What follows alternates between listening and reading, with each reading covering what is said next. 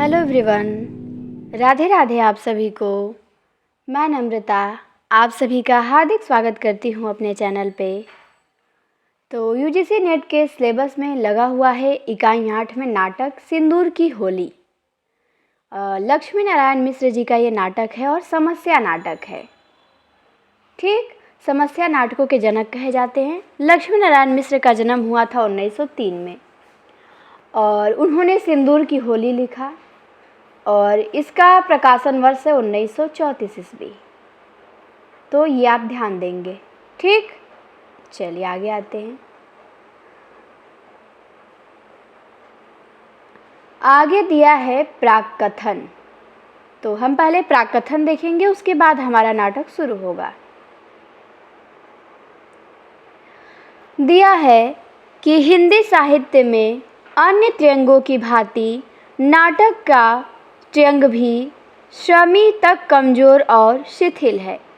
हिंदी नाटकों का आरंभ एक प्रकार से बाबू हरिश्चंद्र के समय में ही हुआ।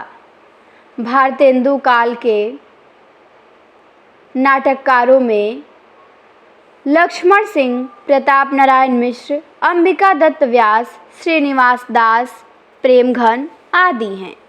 उन सज्जनों ने देश की धार्मिक, नैतिक और सामाजिक परिस्थितियों पर इतना ध्यान दिया कि जीवन के दूसरे अंगों को सोचने अथवा प्रकाश डालने का उनको अवसर ही न रहा। उनके नाटकों के विषय प्रायः ऐसे थे जिनकी ओर सर्वसाधारण का ध्यान आकर्षित करना आवश्यक था। इसी ध्येय को रखकर उन्होंने ऐसे नाटकों की रचनाएं की जिनके द्वारा हिंदू जनता में स्वाभिमान, वीरता, धार्मिकता आदि के भाव उत्पन्न हों अथवा मद्यपान, मांसाहार, पाखंड, छूत, वेश्यानुराग आदि दोषों की ओर से घृणा जागृत हो। जो कुछ मौलिक कृतियाँ उस समय से हुई वे प्रायः उपर्युक्त ध्येय के साधन अथवा केवल मनोरंजन के निमित्त हुई। इसके अतिरिक्त अनुवादों की भी धूमधाम रही। संस्कृत, अंग्रेजी और बंगला के नाटकों का अनुवाद किया गया। भारतेंदु के समय से आज तक नाटक रचना उपर्युक्त ढंग से होती रही। अंग्रेजी नाटकों की छाया यद्यपि उनके समय में ही पड़ने लगी थी, किंतु धीरे धीरे उनका प्रभाव बहुत बढ़ गया। यहाँ तक कि शेक्सपियर के नाटकों के आधार पर रचना करना हमारे नाटककारों का आदर्श हो गया। इस प्रवृत्ति को पारसी नाटक कंपनियों और द्विजेंद्र लाल राय को कृतियों ने खूब दृढ़ और वेगवती बनाया। हाँ, कुछ लोग संस्कृत शैली का अनुकरण करते रहें और आवश्यकता अनुसार उसको काट छाट कर उसका प्रचार करते रहे। संस्कृत शैली की संरक्षा करने वालों में स्वयं बाबू हरिश्चंद्र और आजकल श्री जयशंकर प्रसाद जी प्रमुख हैं। तथापि अंग्रेजी शैली को जैसी उन्नति हुई वैसी संस्कृत की नहीं, प्रत्युत उसका हासी होता रहा। जिस समय भारतेंदु के नेतृत्व में हिंदी साहित्य में नाटक बढ़ने लगे थे और हिंदी संसार में शेक्सपियर की आराधना हो चली थी, उसी समय यूरोप में शेक्सपियर का युग समाप्त हो रहा था। सन 1875 में इब्सन ने यूरोप के नाटक साहित्य में क्रांति मचानी आरंभ कर दी। 20 वर्ष तक अपने नाटकों द्वारा उसने ऐसा आंदोलन किया और ऐसा आदर्श प्रस्तुत कर दिया जिसके कारण शेक्सपियर का प्रभाव क्षीण हो गया और इस नए युग का आरंभ हुआ। इब्सन पुरानी परिपाटी को काल्पनिक, मिथ्या और विचार शून्य मनोविकारों का कृत्रिम उद्गार समझता था। केवल मनोविनोद के लिए काल्पनिक रचनाएं करना, जिनका जीवन से वास्तविक संबंध नाम मात्र के लिए ही था, उसने व्यर्थ ही नहीं किंतु हानिकारक समझा। उसने मनोरंजन को बहुत ही गौड़ और प्राकृतिक जीवन की समस्याओं को प्रधान स्थान दिया। इब्सन की धारणा थी कि मनुष्य का व्यक्तित्व और व्यक्तिक जीवन और आचरण बड़े ही महत्व का विषय है, क्योंकि व्यक्तिक जीवन की सुंदरता पर समाज और सभ्यता की उन्नति अवलंबित है। उसकी दूसरी धारणा यह थी कि सबसे शोचनीय और संहारक प्रवृत्ति वह है जो प्रेम की अवहेलना और तिरस्कार करने वाली या दबाने वाली हो। उसके बराबर कोई दुख नहीं, वह तो साक्षात आत्मघात है। व्यक्ति और समाज के पारस्परिक घात और प्रतिघात में इब्सन ने अपनी सारी शक्ति व्यक्ति की रक्षा में लगा दी। उन दोनों के द्वंद्वों का चित्रण उसने बड़ी मार्मिकता, कुशलता और प्रवीणता के साथ किया है। अपने नाटकों द्वारा उसने यूरोपीय साहित्य और समाज की निद्रा भंग कर दी। नाटक रचना शैली, नाटकों के विषयों और आदर्शों का उसने रुख ही बदल दिया। इब्सन के विचारों से प्रेरित होकर यूरोप के अन्य देशों में भी नए नए नाटककार उठ खड़े हुए। चारों ओर आंदोलन फैल गया। नाट्य कला की पुरानी पद्धति, जिसका आदर्श काल्पनिक चित्रण, बनावट, सजावट और येन केन प्रकारेण केवल मनोरंजन ही था, लोगों को अरुचिकर प्रतीत होने लगी। बनावटी बातचीत, तुकांत वाक्यों, रचना की कृत्रिमता से लोग ऊब उठे। दिनों दिन यह विचार बढ़ने लगा कि नाटकों का लक्ष्य सामाजिक जीवन और समस्याओं का विवेचन ही होना चाहिए। अतएव जीवन की वास्तविक समस्याओं पर प्रकाश डालने और सुलझाने के लिए ही नाटक लिखे जाने लगे। उनमें वास्तविकता, यथार्थता और सत्यता की प्रधानता बढ़ने लगी।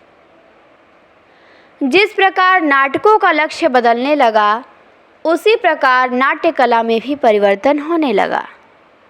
कृत्रिमता, तड़क भड़क, सज धज, चटपटीपन, वागाडंबर को छोड़कर लोग स्वाभाविकता, सरलता और तत्वानुसंधान की ओर बढ़ने लगे। परिणाम यह हुआ कि नए ढंग के नाट्यशालाएं और रंगमंच बनने लगे। यह आंदोलन फ्रांस में और रूस में स्टेनिस्लावस्की ने जोरों के साथ किया।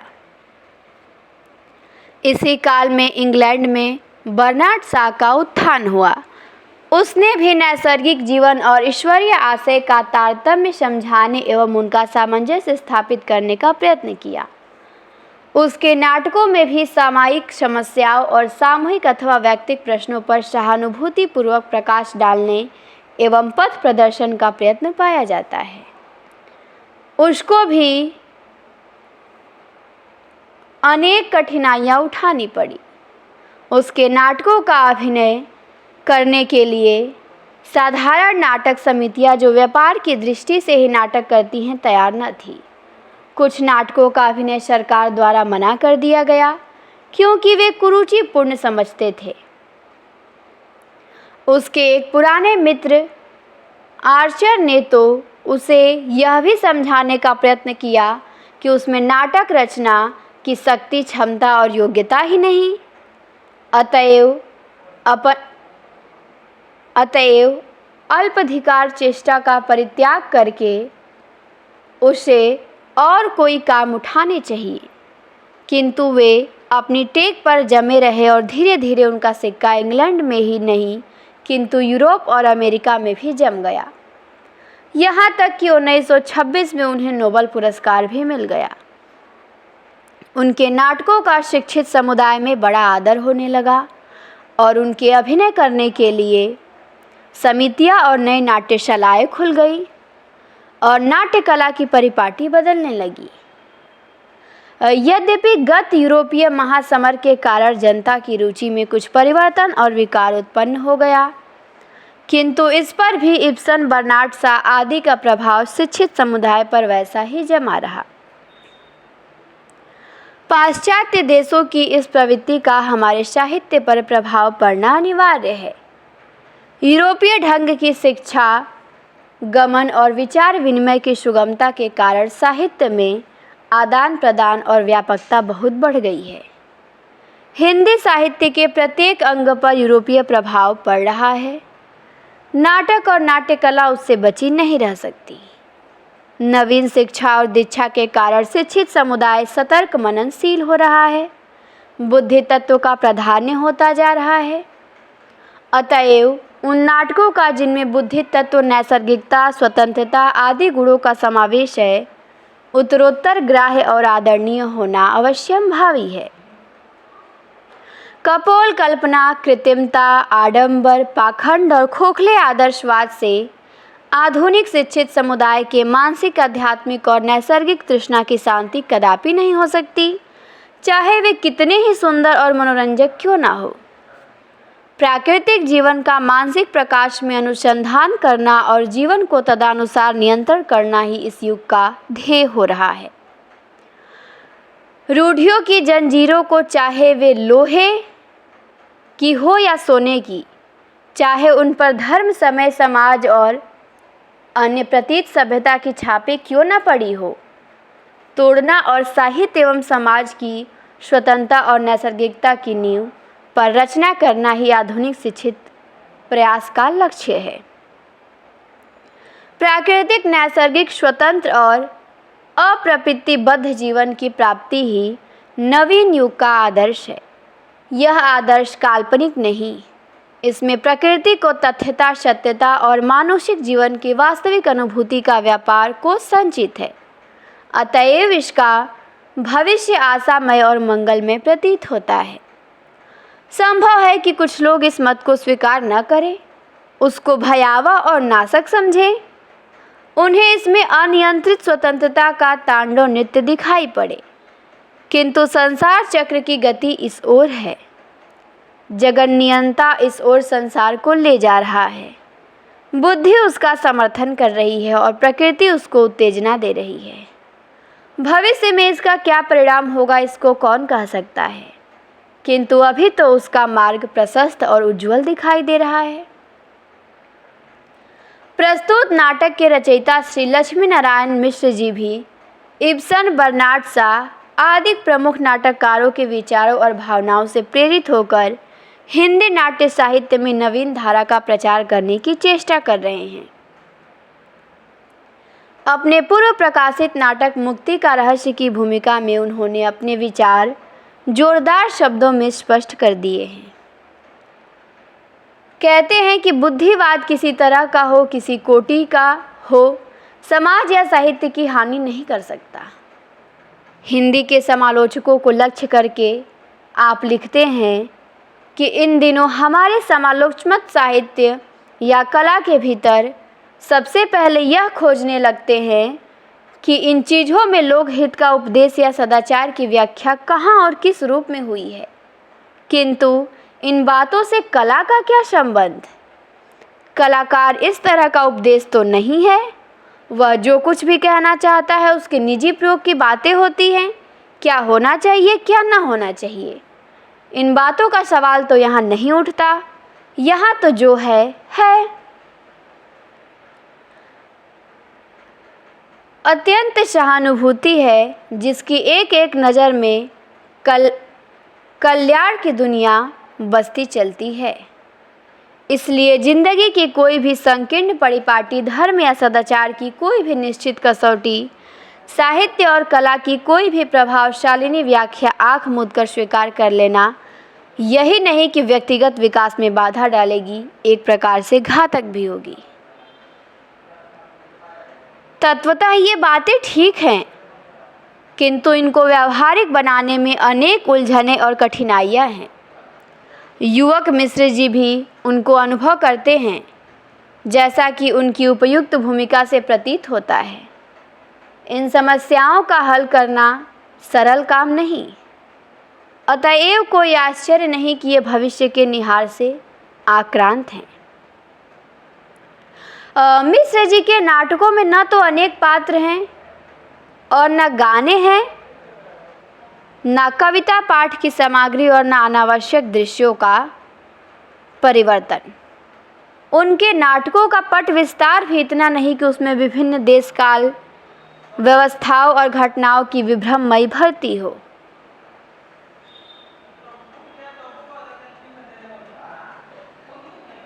आधुनिक भारोपीय शैली के अनुकूल उनमें गिने चुने आवश्यक पात्र हैं और व्यापार भी सुसंगत और सुनियंत्रित है। आपके कुछ शुरू के नाटकों में कहीं कुछ अनावश्यक बातों और विस्तार का दोष लगाया था, किंतु वह अब धीरे धीरे जा चुका है। उपयुक्त विशेषताएं प्रस्तुत नाटक सिंदूर की होली में भी हैं। इसमें रंगमंच की रचना और उसके संचालन के संबंध में भी सुगमता और पहले से अधिक ध्यान दिया गया है। नाटक का समय थोड़ा है, घटना स्थल भी एक ही है, केवल थोड़ा सा हेर फेर है। इसके पात्र भी 5 या 6 हैं। प्रत्येक पात्र का अपना अपना व्यक्तित्व है।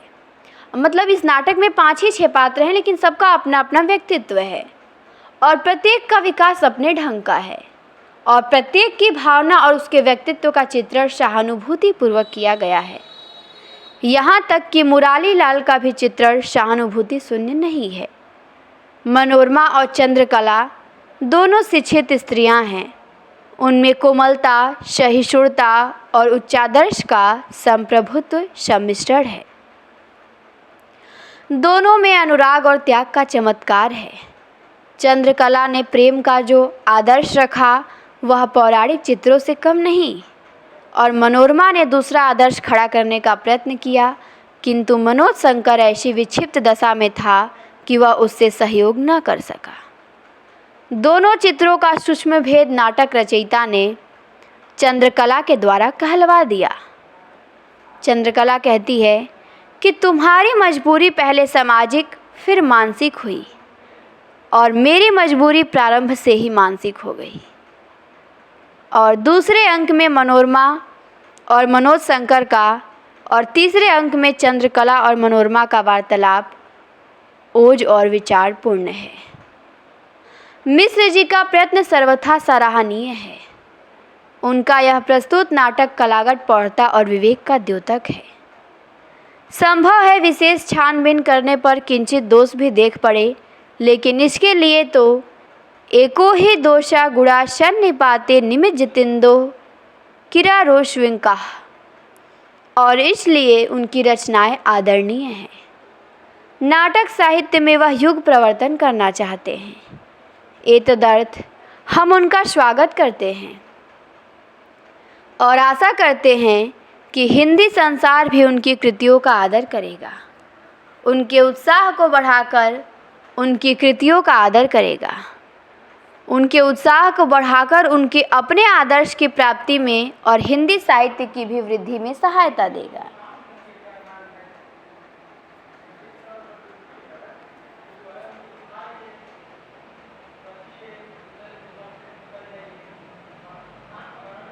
ये जो प्राक कथन है ये राम प्रसाद त्रिपाठी ने लिखा है। ठीक, अब इसके बाद हमारा नाटक शुरू होता है। यहाँ से सिंदूर की होली, तो हम इसका पात्र देखेंगे।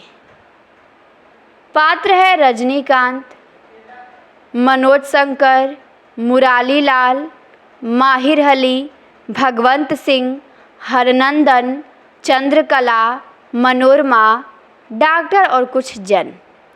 तो इतने पात्र हैं इसमें। रजनीकांत है, मनोज शंकर है, मुरारी लाल है, माहिर अली है, भगवंत सिंह है, हरनंदन है, चंद्रकला है, मनोरमा है, डॉक्टर हैं और कुछ अन्य जन भी हैं। तो पात्रों को बिल्कुल क्लियर रखना है। और ये आपके हैं लक्ष्मी नारायण मिश्र जी, इनको भी आप लोग देख सकते हैं। ठीक, और ये है हमारा सिंदूर की होली नाटक। अब यहाँ से शुरू होता है। अब तक हमने उसकी भूमिका प्राक कथन देखा। 3, 2, 1।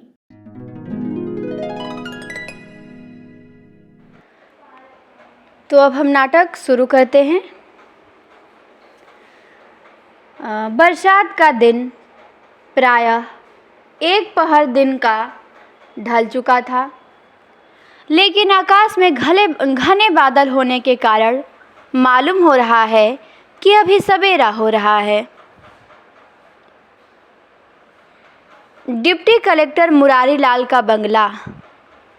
बंगले में सामने की ओर एक बड़ा कमरा है जिसमें अंग्रेजी ढंग के एक दूसरे से लगे हुए सामने की ओर 4 दरवाजे हैं। दरवाजे सभी खुले हुए हैं और कमरे के बीच में एक बड़ी मेज के चारों ओर लकड़ी की कुर्सियां रखी हैं। मेज पर एक अंग्रेजी अखबार, एक तस्तरी में पान, इलायची और उसके पास ही गोल्ड फ्लेक्स सिगरेट का एक डिब्बा और दिया सलाई पड़ी है। दूसरी ओर की दीवार में 2 अलमारियां हैं जिनमें मोटा मोटी पुरानी किताबें रखी हैं। किसी की जिल्द उखड़ गई है तो किसी जिल्द का कपड़ा सड़ गया है और गंदी दफी देख पड़ती है। कमरे के सामने मेहराबदार गोसवारा है जिसके खंभे का सीमेंट कहीं कहीं उखड़ गया है और भद्दी ईंटें दिखाई पड़ती हैं। गोसवारे में दीवार के किनारे बांस की 2 कुर्सियां रखी हैं। गोसवारे के दोनों ओर 2 गोल कमरे हैं जिनके एक एक दरवाजे गोसवारे में हैं और एक एक पीछे की ओर बड़े कमरे में। बड़े कमरे में बंगले के भीतरी भाग में जाने का रास्ता है। मुरारी लाल का मुंशी माहिर अली बाहर की ओर से कमरे में प्रवेश करता है। माहिर अली मेज पर की चीज़ें इधर उधर करता है, अपने अंगोछे से कुर्सियों को इधर उधर हटाकर झाड़ता है और फिर उन्हें ठीक जगह पे लगा रहा है। तभी भीतर से मुरारी लाल का प्रवेश होता है। मुरारी लाल कहता है, कहाँ चले गए थे जी? 9:30 हो रहा है। आज मुकदमे अधिक हैं। घराटे भर के बाद मुद्दे चला जाना पड़ेगा और तुम्हारा पता नहीं। आगे बढ़कर कुर्सी पर बैठता है और सिगरेट जलाकर पीने लगता है। माहिर अली कहता है कि आए थे उनके भतीजे। तो मुरारी लाल कहता है, किसके भतीजे? तो माहिर अली कहता है कि राय साहब भगवंत सिंह के भतीजे, जो यहाँ वकील हैं। वही जो हुई थी बात परसों। तो मुरारी लाल उत्साह से कहता है, अच्छा, आजकल बातें याद नहीं रहती। हाँ, तो क्या कह रहा था? मनोज के विलायत जाने का खर्च इनसे वसूल कर लो, इसी में तुम्हारी चालाकी है। तो माहिर अली कहता है, तो वह तैयार भी हैं, लेकिन एक बात। तो मुरारी लाल कहते हैं, क्या बात? तो माहिर अली कहते हैं कि पट्टेदारी का झगड़ा है। उस दिन जो लड़का आपसे मिलने आया था ना, जिसकी उम्र 17-18 साल के करीब थी, उसके बाप को मरे अभी साल भर हो रहा है। अब उसे कमज़ोर और गरीब समझकर राय साहब उसका हक भी हड़प लेना चाहते हैं। बेचारा उस दिन रोने लगा था। एक ही खानदान और एक ही खून। तो मुरारी लाल कहते हैं, अच्छा, तो इसमें तुम क्या कर सकते हो? मैं खूब जानता हूँ, भगवंत बड़ा जालिम है। लाखों रुपया रैयत को लूटकर जमा कर लिए हैं। अभी तक ऑनरेरी मजिस्ट्रेट था। इस साल राय साहब भी हो गया है। उधर का सारा इलाका इसके रोब में है। जो चाहेगा कर लेगा, फिर मैं क्यों ना कुछ। और उसकी ओर देखने लगता है। तो माहिर अली कहता है कि वह तो राजी है देने को। 10,000 लेकर तो वह अभी आ रहा है, लेकिन उसके लड़के की जान मारी जाएगी। हुजूर को खुश कर लेने के बाद वह उसकी जान मरवा डालेगा। पुलिस उसकी राय की है। इधर आपकी ओर से भी वह बेखौफ हो जाएगा। देहात के लोग उसके दबाव में रहेंगे ही, इसलिए। तो मुरारी लाल कहता है, हाँ क्या इसलिए? तो माहिर अली कहता है कि हुजूर, मुझे तो उस बदकिस्मत लड़के पर रहम आ रही है। तो मुरारी लाल कहते हैं कि लेकिन इसमें हो क्या सकता है? तो माहिर अली कहते हैं कि उससे तो हुजूर जो कुछ कहेंगे मान जाएगा ही, और राय साहब को भी दबाकर सुलह करा दीजिए। तो मुरारी लाल कुछ विरक्त होकर कहते हैं कि अच्छा, देखा जाएगा। मनोज को रुपया तो मिल गया होगा अब तक? तो माहिर अली कहते हैं कि मिल गया होगा या आज मिल जाएगा। तो मुरारी लाल कहते हैं कि देखना कहीं उसे मालूम ना हो जाए। तो माहिर अली कहते हैं, किसे सरकार? तो मुरारी लाल कहते हैं कि मनोज शंकर को। वह बात केवल तुम ही जानते हो। तो माहिर अली कहते हैं कि लेकिन आप यह बार बार क्यों कहा करते हैं? उसमें भी तो मैं ही। तो मुरारी लाल कहते हैं कि मुझे उस बात का बड़ा दुख है। मनोज अगर जान जाएगा कि उसके पिता ने मेरी ही वजह से आत्महत्या की थी, और चुप होकर जैसे किसी गहरी चिंता में पड़ जाता है। कहता है कि 10 वर्ष का समय निकल गया, अभी तक तो बात छिपी हुई है, लेकिन अगर किसी दिन खुल गई तो मेरे मुंह पर स्याही पुत जाएगी और फिर मैं किसी को किसी भी काम का नहीं रहूँगा। और कुर्सी पे झुक के गहरी सांस खींचने लगता है। माहिर अली कुछ रुखे हुए स्वर में कहता है कि हुजूर, अगर मुझ पर सुबह करते हो तो मुझे जवाब दें। मुरारी लाल एकाएक कुर्सी से उठकर माहिर अली का हाथ पकड़ते हुए कहते हैं कि मैं तुम पे सुबह करूँगा। तबीयत बेचैन हो जाती है तो कभी कभी ऐसी बातें निकल जाती हैं। तुमको और मनोज शंकर को प्रसन्न रखने में अगर मेरा सब कुछ बिगड़ जाए तब भी मुझे चिंता नहीं। हाँ, जरा भीतर चंद्रकला से पूछो तो सवेरे की डाक में कोई ज़रूरी पत्र तो नहीं है। माहिर अली का प्रस्थान होता है और मुरारी लाल कमरे में बेचैन होकर इधर उधर टहलने लगते हैं। मुरारी लाल की अवस्था इस समय प्रायः 40 वर्ष की है। गोरा और स्वस्थ शरीर है, आंखें छोटी हैं लेकिन चमकती हुई हैं, और घने काले बाल जो पीछे की ओर घूम रहे हैं। दाढ़ी मूछ बनी हुई है, कमीज चौड़ी मुहरी का पजामा और पजामी जूता पहने हैं। इस वेश में मुरारी लाल पूर्ण युवा मालूम हो रहे हैं। तब तक चंद्रकला के साथ माहिर अली का प्रवेश होता है। चंद्रकला मुरारी लाल की लड़की है। चंद्रकला कौन है? तो मुरारी लाल की लड़की है।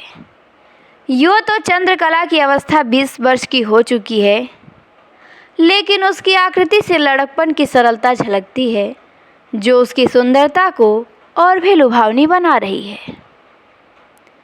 वह हल्के हरे रंग की रेशमी साड़ी पहने हुई है, जिसके आंचल और किनारों पर जरी का काम बना है। मुरारी लाल माहिर अली की ओर देख के कहता है कि बाहर जाओ, शायद आ रहे हैं। तो माहिर अली का प्रस्थान होता है और चंद्रकला की ओर देखते हुए मुरारी लाल कहते हैं कि तुम्हारा चेहरा उतरा हुआ है, तबीयत ठीक है ना?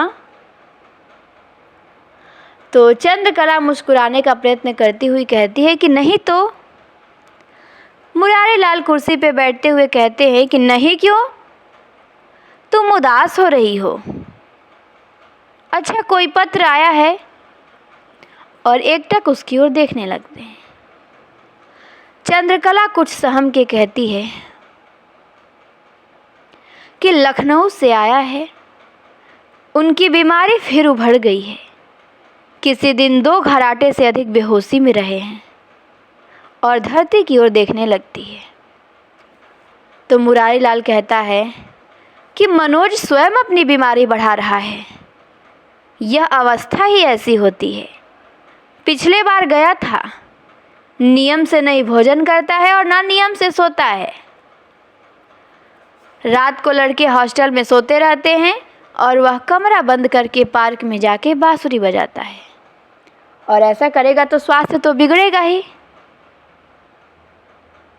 फिर सोचते हुए कहता है कि उसका भाग्य तो मैं बदल नहीं सकता।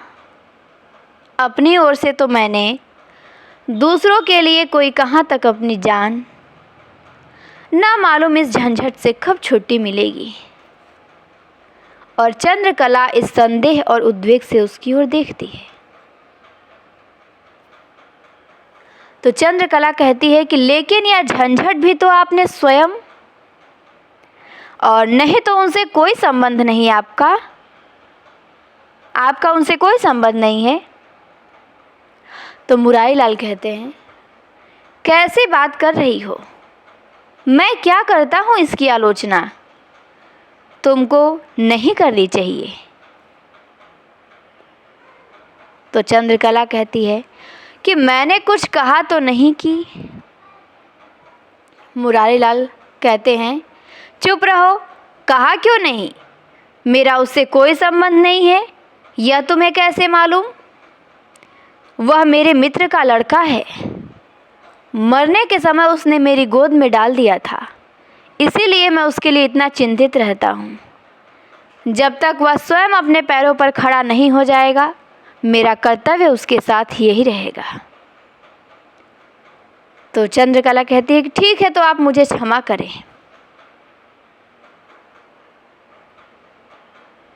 तो मुरारी लाल कहते हैं कि यह क्षमा तुम नहीं मांग रही हो।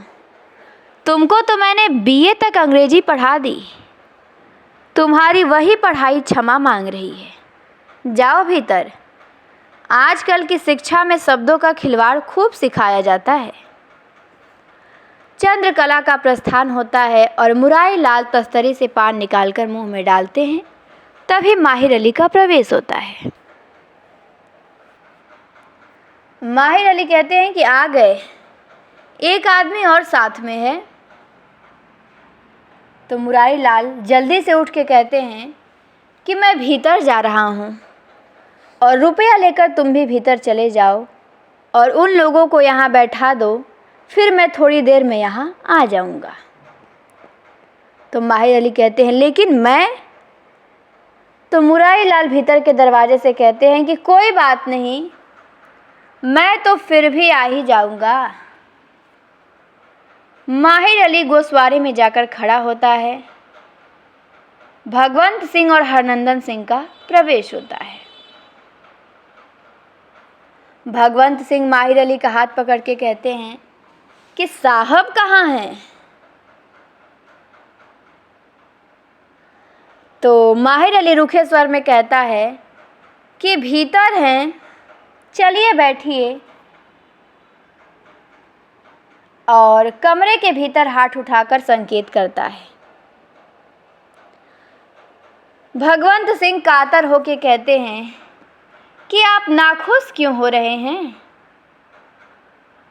मैं आपको भी खुश कर तब यहाँ से जाऊँगा। और उसका हाथ पकड़ के कहते हैं कि चलिए आप भी भीतर।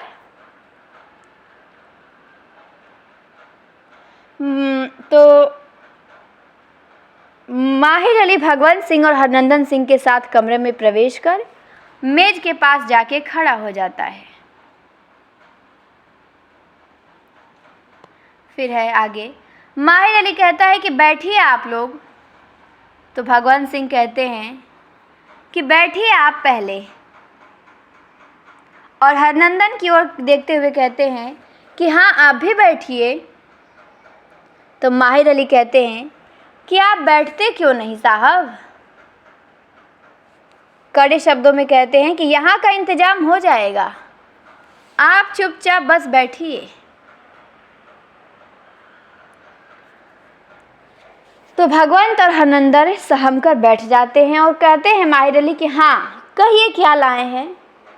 तो भगवंत सिंह हरनंदन की ओर संकेत करते हुए कहता है कि हाँ लाया गया है। साहब को और माहिर की ओर देखता है। तो माहिर अली कहता है कि साहब लोग अपने हाथ से नहीं लेते। हाथ हिलाकर धरती की ओर संकेत करते हुए और उसी क्षण ऊपर हाथ उठाकर कहता है कि यहाँ और वहाँ जवाब देने को भी तो कुछ चाहिए। जिस दिन हिसाब होगा उसी दिन के लिए अपने हाथ से साहब नहीं लेते हैं। ओहो, आप निकालते क्यों नहीं हैं? रखिए यहाँ इस मेज पे।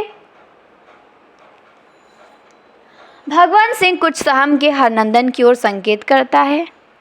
हरनंदन कुर्सी से कुछ ऊपर उठते हुए कुर्ते के नीचे दोनों हाथ ले जाकर जैसे कोई गांठ खोलता है और एक रुमाल जिसके बीच में नोट बंधे हैं मेज पर रखता है। भगवंत सिंह रुमाल की गांठ खोलकर मेज पर रखता है। भगवंत सिंह माहिर अली की ओर संकुचित दृष्टि से देखते हुए कहता है कि गिन लीजिए ना। माहिर अली भगवंत की ओर तीव्र दृष्टि से देखते हुए कहता है, कहिए भी कितना है? यहाँ 4 आने पर आप झूठ नहीं कह सकते। झूठ को रोजगार तो आप लोग देहातों में करते हैं, लगान वसूल करने के वक्त और बिरादरी में। तो भगवंत सिंह कहते हैं कि 10,500 है। तो माहिर अली कहते हैं कि अच्छा, तो 500 और चाहिए। तो हरनंदन मुस्कुराते हुए कहते हैं कि 500 आपके लिए है। तो माहिर अली कहते हैं मेरे लिए 500? तो हरनंदन सिंह कहते हैं कि जी हाँ, आपके लिए। आपने बाबू साहब को समझा क्या है? इस कलेजे का आदमी इस जिले में नहीं है। हाँ साहब, अभी आपका कभी सामना नहीं पड़ा, नहीं तो आप बाबू साहब को समझ गए होते। इस जिले में कोई ऐसा अफसर नहीं है जो इनकी तबीयत न जानता हो। लाखों रुपए इन्होंने हकीमों के लिए खर्च कर दिया। और माहिर अली की ओर देख के मुस्कुराने लगता है। तो माहिर अली कुछ सोच के कहता है कि अच्छा, तो वह अलग कर दीजिए जो मेरे लिए है। हरनंदन 5 नोट निकाल कर अलग कर देता है। भगवंत सिंह कहते हैं 100 के 100 हैं। और हरनंदन की ओर देखता है। हरनंदन सिंह कहता है कि जी हाँ। और माहिर अली की ओर देख के कहता है कि ठीक है, ले जाइए आप इसे। और माहिर अली अनिच्छापूर्वक 5 नोट निकालकर अपनी जेब में रख लेता है और शेष नोट दोनों हाथों में पकड़कर जल्दी से भीतर निकल जाता है। ऐसा मालूम हो रहा है जैसे हाथ से लेके कोई भाग रहा है। तो हरनंदन सिंह कहता है कि साहब से इसकी शिकायत करनी चाहिए, मालूम होता है कहीं का नवाब है। तो भगवंत सिंह कुछ सोच के कहता है कि क्या कहा जाएगा? तो हरनंदन सिंह कहते हैं कि किससे? तो भगवंत सिंह कहते हैं कि साहब से। और किससे? तो हरनंदन सिंह कहते हैं आप चुपचाप बैठे रहिएगा, मैं सब कहूँगा। साल भर में इतनी तनख्वाह नहीं मिलती, अब क्या? तो भगवंत सिंह कहता है कि तुम्हारा ही तो भरोसा है, नहीं तो अब तक तो वह लौंडा मेरी इज्जत बिगाड़ दिए होते। हाँ, यह तो कहा जाएगा न कि उसकी ओर ध्यान से देखकर कि तुम उसके चाचा हो, उसके बाप के मामा के लड़के हो और तुमको भी उसकी चाल चलन पसंद नहीं। क्यों, ठीक होगा ना ये? तो हरनंदन सिंह कहता है कि मेरे 2 लड़के हैं और एक भी काम ना आए अगर आपके बारे में मेरे मन में कुछ कपट हो। रिश्तेदारी की परवाह मुझे नहीं है, बने थे जब भाई साहब जीते थे तब। मुझे क्या दे दिया अब बिगड़ जाने पर? जब अपने ही लिए कोई ठिकाना नहीं है तो मुझे क्या दे देंगे ये लोग? तो भगवंत सिंह मुस्कुरा के कहता है कि तुम्हारा मकान उन्हीं की लकड़ी से बना था। फिर मुस्कुराता है। तो हरनंदन सिंह कहता है कि आप भी 2 पेड़ शीशम की इतनी बात, उतनी तो लकड़ी आपने थाने के सिपाहियों को दे दिया। तो भगवंत सिंह कहता है कि दस्तावेज मैं फेर दूंगा, मैं समझूंगा तुम मेरे सगे नातेदार हो। नातेदारी छूटना नहीं मालूम होगा, नहीं उस घर में ना ही इसी घर में सही। अच्छा तो कोठी का कितना देना है? तो हरनंदन सिंह कहता है कि आपसे लेकर वही 1000 दिया। फिर कुछ सोच के कहता है कि हाँ 1000 होगा और सूद जो कुछ 100-150 होगा। तो भगवंत सिंह कहता है कि इस बार चलकर 1500 और ले लो, बंगले में सीमेंट और किवाड़ भी लगवा लो, हो जाएगा सब इतने में। तो हरनंदन सिंह कहता है कि अच्छी तरह से सब कुछ हो जाएगा इतने में, कोठी का हिसाब भी साफ हो जाएगा और बंगले का काम भी ख़त्म हो जाएगा। तो भगवंत सिंह कहता है कि तुम्हारे यहाँ आता तो कुछ खिला दिया जाता, झगड़ा साफ हो जाता। तो हरनंदन सिंह कहता है कि हाँ हो सकता था, लेकिन आप नहीं जानते वह 18 बरस का लड़का चालाकी में आपसे कम नहीं है।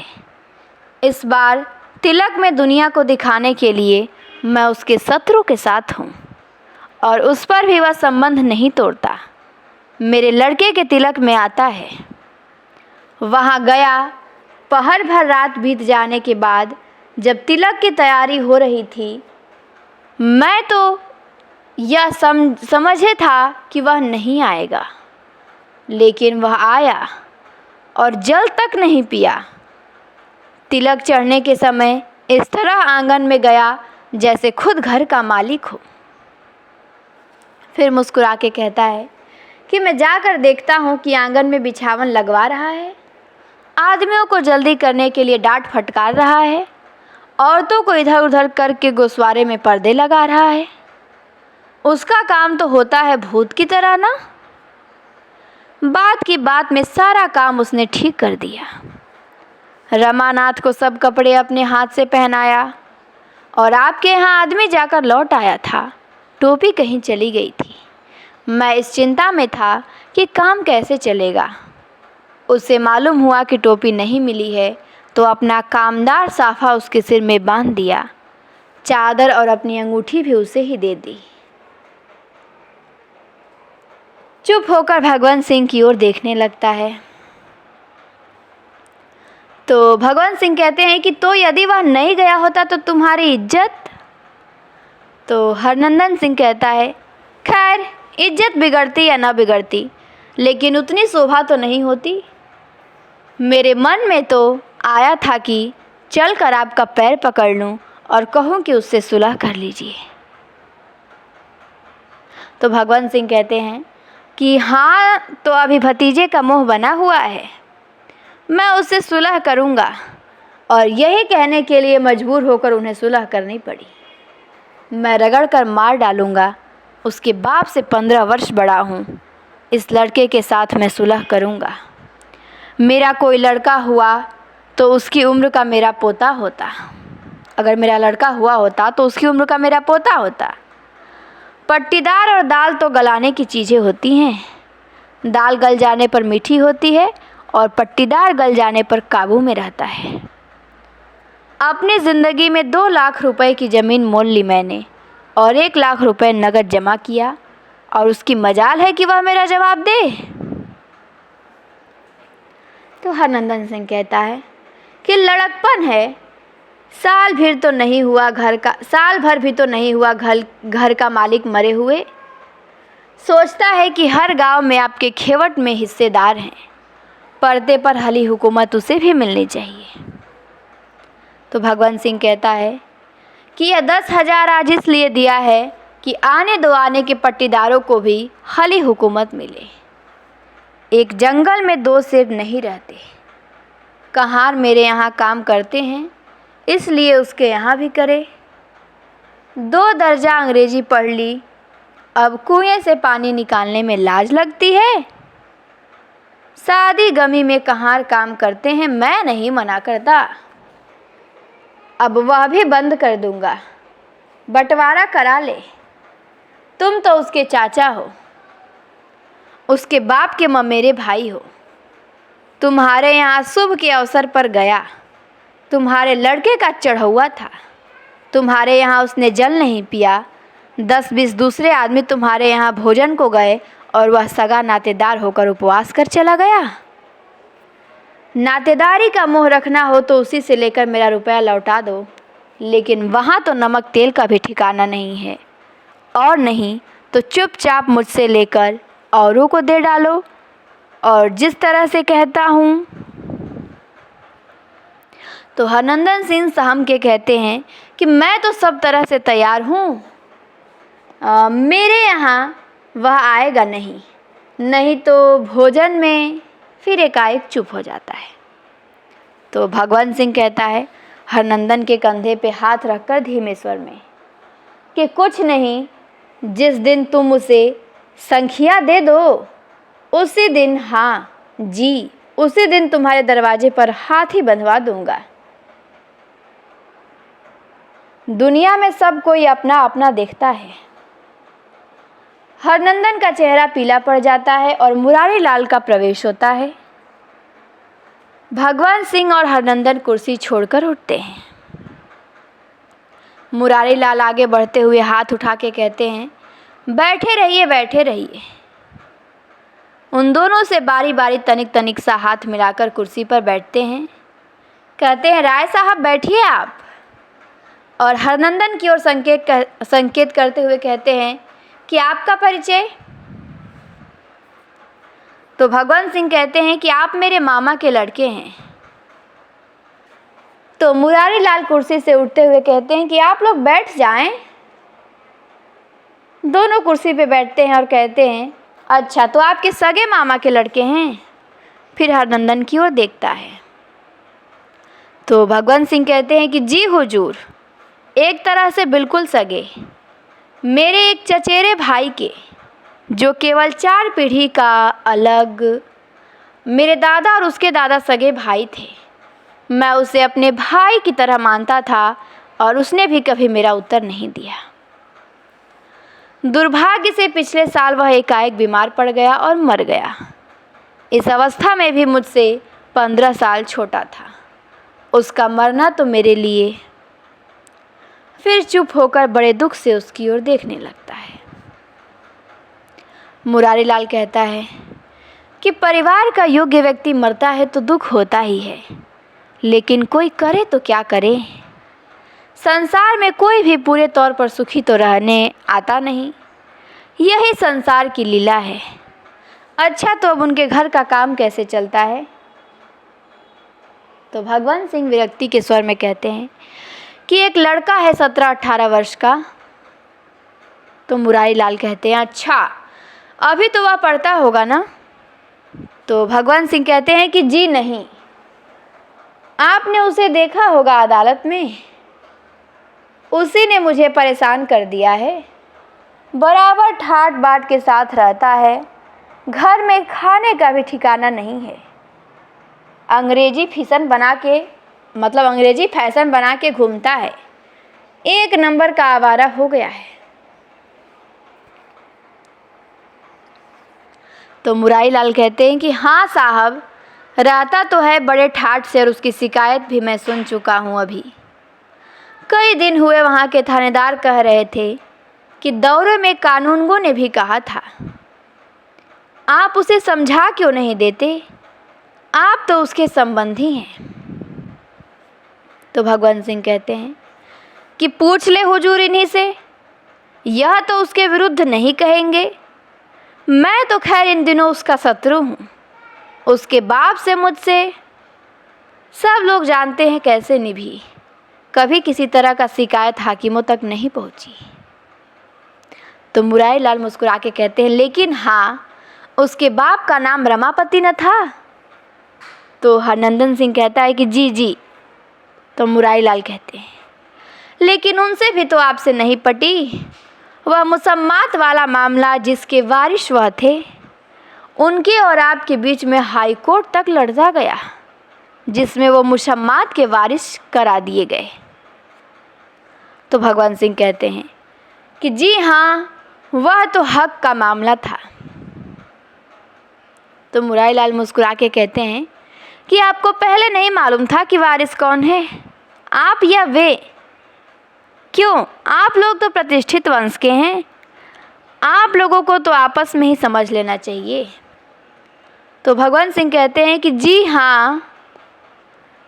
तो मुरारी लाल कहते हैं, क्यों नहीं आप उस लड़के को समझा देते? तो हरनंदन सिंह कहते हैं कि हुजूर, मैंने कोशिश तो की, लेकिन वह लड़का मानता नहीं। मैं तो इधर साल भर से उसके घर भी नहीं गया और मेरा वह विश्वास भी नहीं करता है। तो मुरारी लाल भगवंत सिंह से कहते हैं कि आखिर वह चाहता क्या है?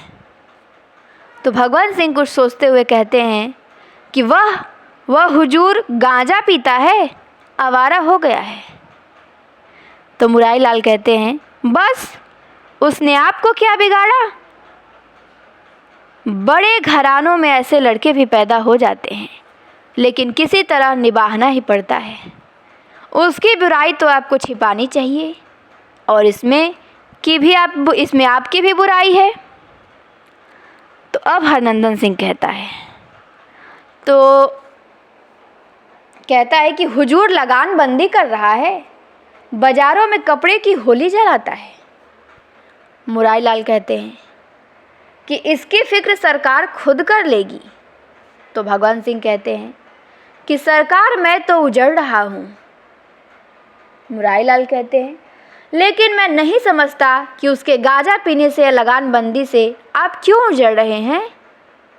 तो भगवंत सिंह कहते हैं कि इस साल मेरी लगान नहीं वसूल हो सकती। तो मुरारी लाल कहते हैं कि और जमींदारन तो है, अपनी वसूली भी उसने छोड़ दी है। तो भगवंत सिंह रुक के कहता है कि सरकार सिर्फ मेरी लगान बंद कर रही है।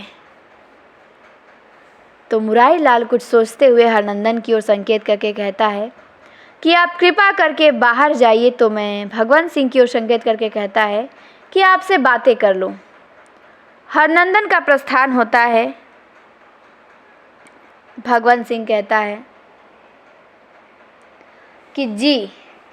तो मुरारी लाल कहते हैं कि लड़का है, वह लड़का है और आप बूढ़े हुए। तो भगवंत सिंह कहता है कि जी हाँ। तो मुरारी लाल कहते हैं कि आप खुद विचार कर लीजिए।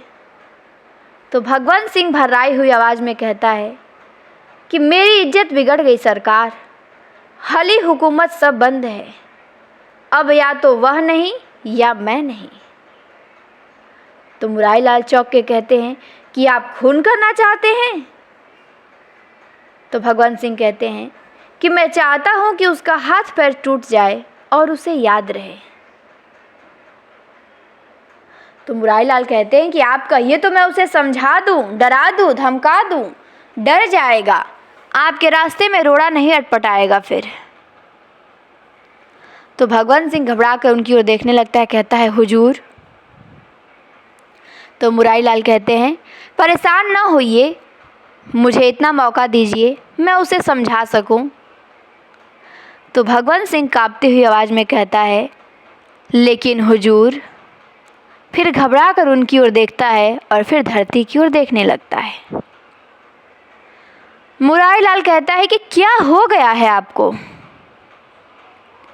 भगवंत सिंह कहता है अब क्या हो सकता है हुजूर, और कातर दृष्टि से उसकी ओर देखता है। तो मुरारी लाल तीव्र दृष्टि से उसकी ओर देखते हुए कहता है अरे आप कांप क्यों रहे हो जी? तुम्हारे तरह का व्यक्ति तो मेरे देखने में नहीं आया। नाहक उस लड़के की जान लेना क्यों चाहते हो? तुम्हारे वंश में पैदा हुआ है, अभी उसके बाप को मरे साल भर हो रहे हैं। तुम्हारी तबीयत तो शैतान की, तुम समझौता भी करने को तैयार नहीं हो। तो भगवंत सिंह कहता है हाय राम, और उठकर उनके पैरों पर गिर जाता है। कहता है अब क्या होगा सरकार, अब तक तो जो होने को था हो गया होगा। मुरारी लाल चौंक कर उठता है, कहता है क्या हो गया? भगवंत सिंह कहता है अब तक तो वह मारा गया होगा हुजूर। तो मुरारी लाल कहता है मारा गया होगा? कैसे मारा गया होगा और क्यों? भगवंत सिंह कहता है, उस दिन हुजूर ने कहा था। तो मुरारी लाल कहता है कि मैंने कहा था? क्या कहते हो बेईमान? मैंने कहा था कि पट्टीदारी के मामले में अपने भतीजे को मार डालो? खून करने को कहा था मैंने? तो भगवंत सिंह जोर से सांस लेते हुए कहता है कि अब तो हो गया सरकार, अब क्या होगा? जो कुछ कहिए मैं हाजिर हूँ। तो मुरारी लाल कहते हैं कि क्या हाजिर हो? तो भगवंत सिंह कहते हैं कि जितना आज दिया है उतना और भी दे सकता हूँ। तो मुरारी लाल कुछ सोच कर कहते हैं, लेकिन अच्छा उतना ही नहीं, उसके 4 गुना दो, इससे तो कम में नहीं काम होगा। तो भगवंत सिंह कहता है कि उतना तैयार नहीं है और उनकी ओर देखता है, फिर एकाएक धरती पर बैठ के उनके पैर पकड़ लेता है। तो मुरारी लाल उसे पैर से ठेल के कहता है, उससे कम नहीं, धरती फोड़ के आकाश छेद के चाहे जहाँ से हो लाओ मुझे। कुछ सोच के कहता है, ठीक है चले जाओ यहाँ से, देखो यह होने न पाए, उस लड़के को चोट न लगे, सावधान। बस हो नहीं सकता। मैंने उसी दिन उसे अदालत में देखा था। अगर वह मेरा लड़का हुआ होता, उसका वह सुंदर स्वस्थ मुख, उसकी वह रत्नार आँखें एक बार किसी दिन यहाँ भी आया था। हाँ याद आ रहा है। नहीं उठो। और भगवंत सिंह को उठाता है, कहता है, चले जाओ, निकल जाओ यहाँ से, उसे चोट ना आए। खड़े क्यों हो, जाते क्यों नहीं यहाँ से? भगवंत सिंह वहीं खड़ा होकर धरती की ओर देखता है और मुरारी लाल का मुख क्रोध और आशंका से लाल हो उठता है और पत्थर की तरह।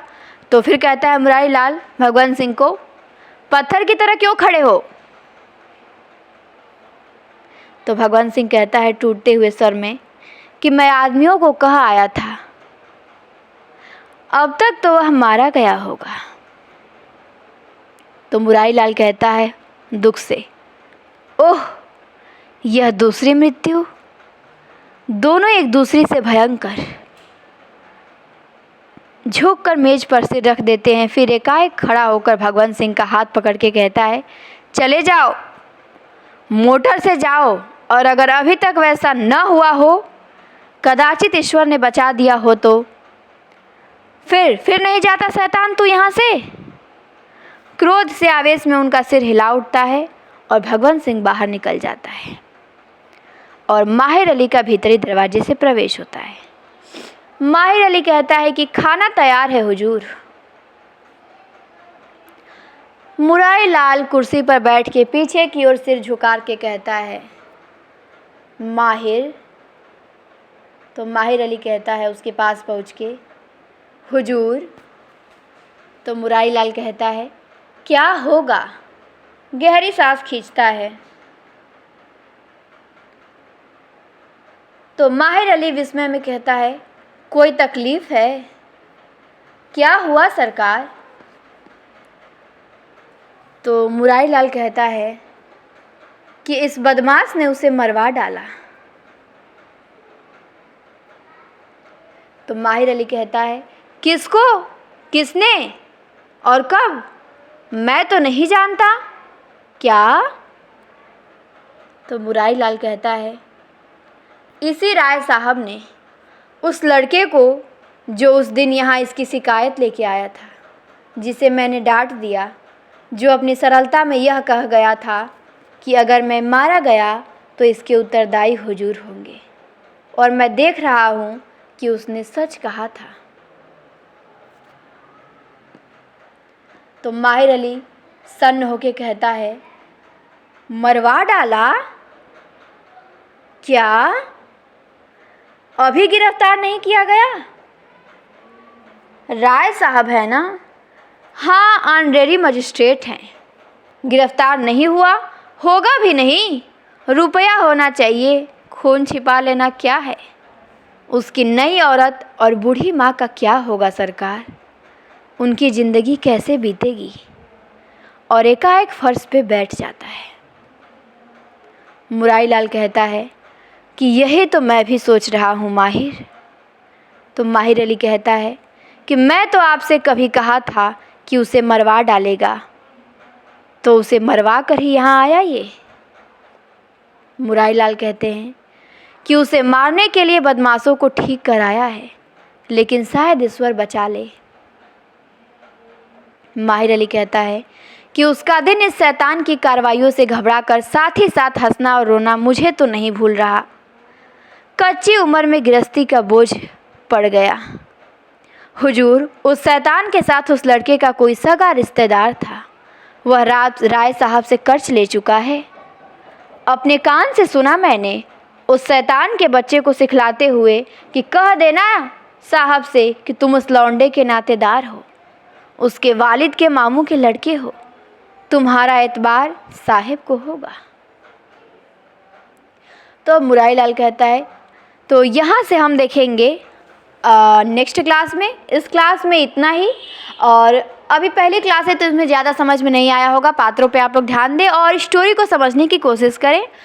जैसे जैसे हम आगे पढ़ते जाएंगे आप लोगों को समझ में आता जाएगा। अच्छा नाटक है, लेकिन समझ में आएगा जब हम इसको थोड़ा आधा या आधा से अधिक पढ़ लेंगे, तब इसकी पूरी स्टोरी आपको समझ में आने लगेगी।